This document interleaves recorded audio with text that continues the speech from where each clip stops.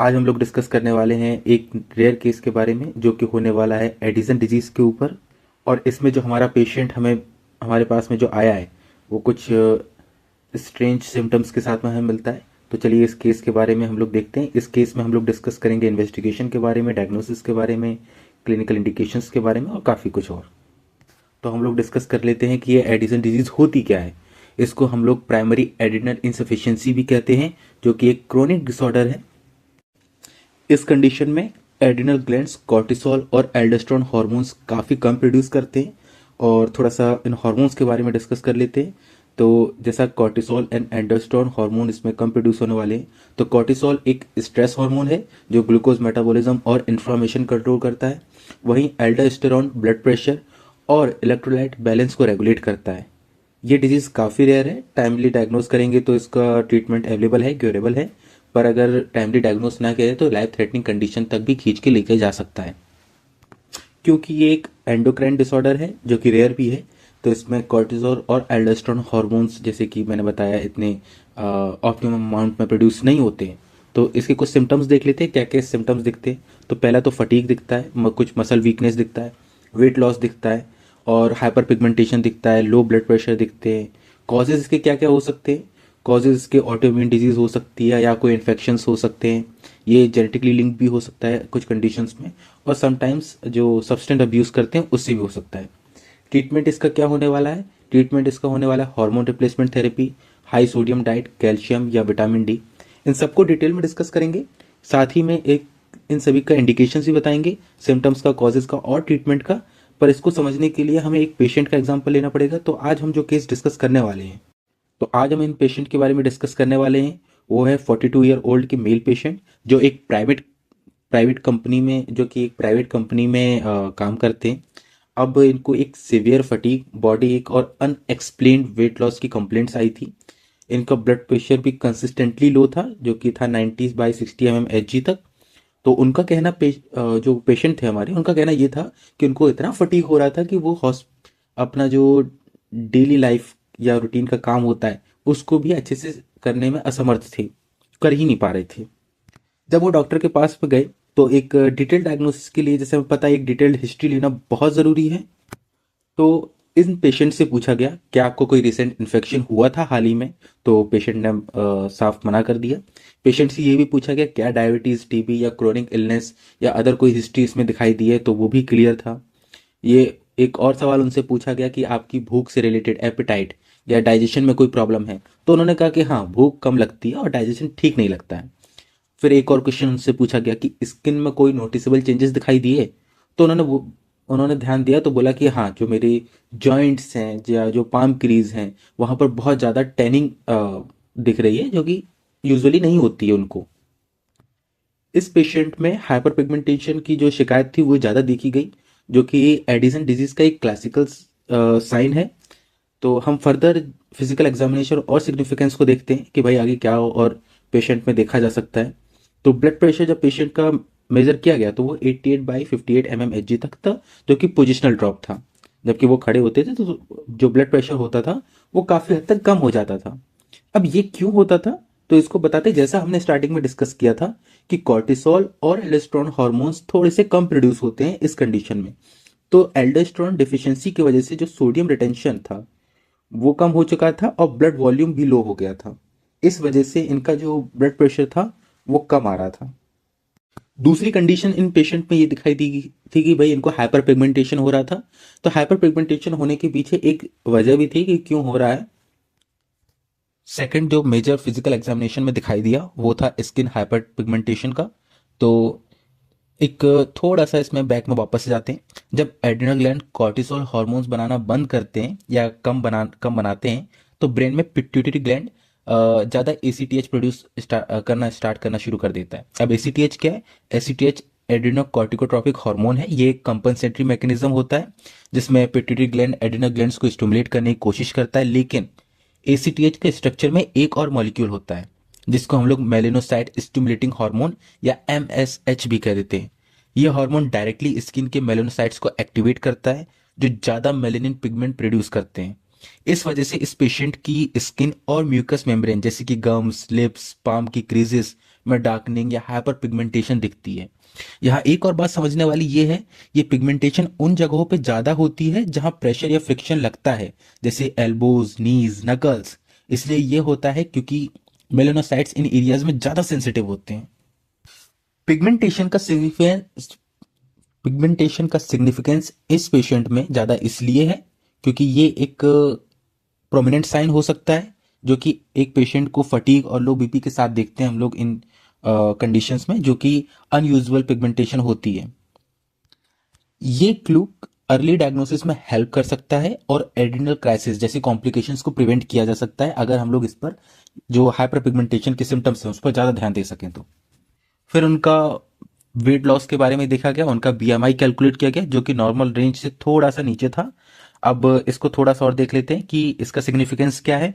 तो जो chronic cortisol deficiency होती है वो मसल ब्रेकडाउन और एपिटाइट लॉस कॉज करता है, जिसकी वजह से वेट लॉस या फिर या नॉर्मल वजन का कम होना इस पेशेंट में दिखता है। तो अब तक जो फिजिकल एग्जामिनेशन हुए, साइन एंड सिम्टम्स मिले, तो उसके बेसिस पे हमें कुछ आइडिया तो लग गया है कि हमारा केस तो हालांकि एडिसन डिजीज का ही है।